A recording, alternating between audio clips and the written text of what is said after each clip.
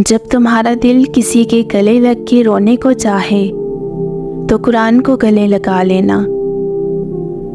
जो तुम्हारी खामोशी से तुम्हारी तकलीफ़ का अंदाज़ा न कर सके, उसके सामने ज़ुबान से इज़हार करना सिर्फ़ लफ्ज़ों को ज़ाया करना है। लोगों की साजिशें आपका कुछ नहीं बिगाड़ सकती।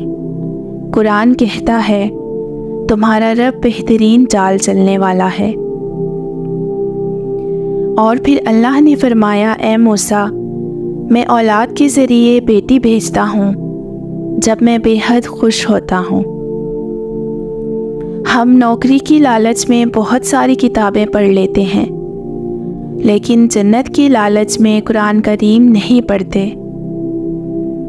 अल्लाह ने औरत को मर्द की पेशानी से नहीं बनाया कि वो मर्द पे हुकूमत करे, और ना ही उसके पाँव से बनाया कि वो उसकी ग़ुलामी करे, बल्कि मर्द की पसली से बनाया ताकि वो उसके दिल के करीब रहे।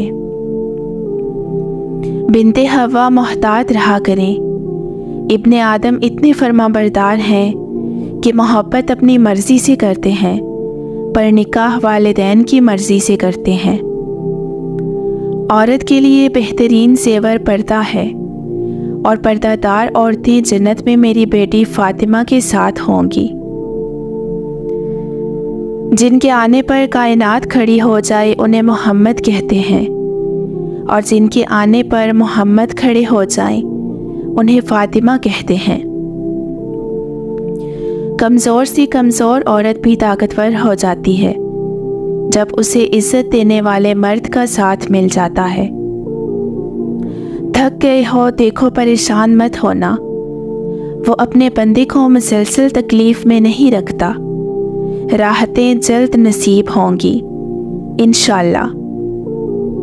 सुबह जल्दी सिर्फ 4 चीज़ें उठाती हैं: मोहब्बत, माँ, मेहनत और मजबूरियाँ। तुम दर्द का सजदा ज़मीन पर करते हो और तुम्हारी सदा 7वें आसमान तक जाती है।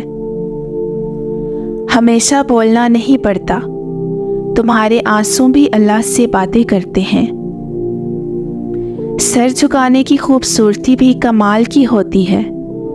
सजदा ज़मीन पर करो तो दुआएं आसमान तक जाती हैं।